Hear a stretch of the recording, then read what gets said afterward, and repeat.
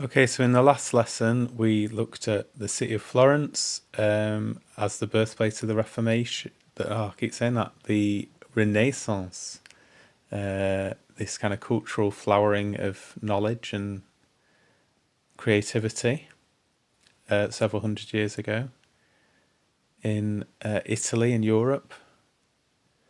But I'm going to go in this lesson about how it all kind of came about. One of the main reasons, and that's because there were refugees from Constantinople. So we're going to have a look at that in this lesson. So basically, Constantinople, as you can see just about, if you're on a big screen, is in the middle of the purple, near like Turkey, modern day Turkey, and Istanbul, it's known as today. But you can see this is a map of what was the Roman Empire, which was eventually divided in two. So you had the pink bit, which was the Western Roman Empire, and then you had the purple bit, which was the Eastern Roman Empire. And Constantinople has gone over several different name changes over the years. Byzantium, it's also been known as the Byzantine Empire, it was known as. Istanbul, it's known as nowadays. But that was the heart of the Eastern Roman Empire, Constantinople. So why was Constantinople so called? It's a bit of a tongue twister, a bit of a long-winded name. Basically, it was named after the Roman Emperor Constantine the Great, nicknamed the Great. There he is as an artistic representation of him. In the city of York, you've got the beautiful York Minster in the background. Sadly, some scaffolding up just to keep it going. But you can see at the bottom of the sculpture, if you've got a big enough screen, it says Constantine, by this sign conquer. Because basically, the reason there's a statue of him in York is he was with his dad, who was a Roman general, in York, with a legion of soldiers, like several thousand soldiers, keeping us unruly Brits in check for the Roman Empire.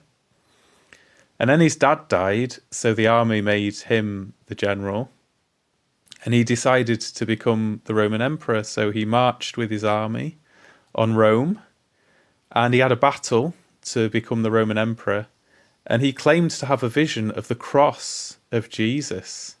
Sounds almost blasphemous, really. What he believed was that by that sign of the cross, he could conquer the Roman Empire and become the Roman emperor. So he kind of appropriated Christianity for himself, although he didn't really believe Jesus was God. He was baptized as an Arian, which is kind of a heretic, on his deathbed.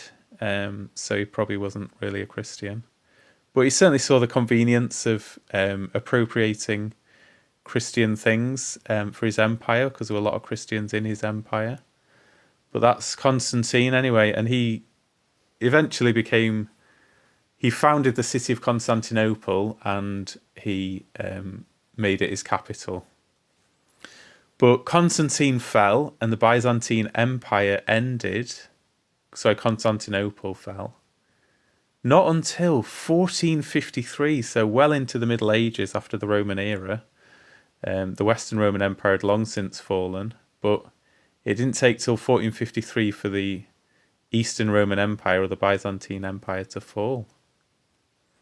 So who took over Constantinople in 1453? It was Sultan Mehmed II of the Ottoman Empire. There he is.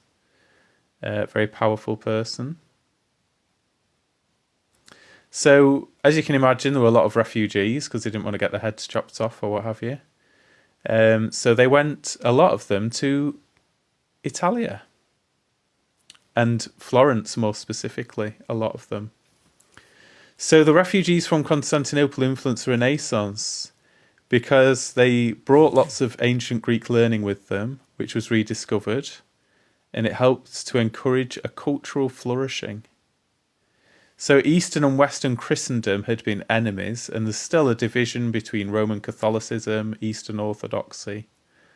But with the collapse of much of Eastern Christendom, there was more unity among professing Christians. And Italy ended up on the front line against Islamic expansionism. See, nowadays, a lot of historians kind of say, oh, it was the Muslims who preserved all this ancient knowledge of the Romans and the Greeks, and they enabled us to have a renaissance and to become very prosperous in the West. But really, it was these refugees from Constantinople who were running away from the Muslims that did a lot of that work for us. So I just close with a little discussion. If you were in a class or a lesson or just chatting with your mates, I had a discussion when I did about the Crusades, which I'll upload at some point, whether Christians should apologise for the Crusades. So a question you could discuss today is whether Muslims should apologise for Islamic expansionism. Because I believe, whether it's Crusades or Islamism or whatever it is, that empire as a concept is wrong, and we should all just live and let live, and we shouldn't try and take each other over. We should respect one another. That's the end of today's lesson. I hope you enjoyed.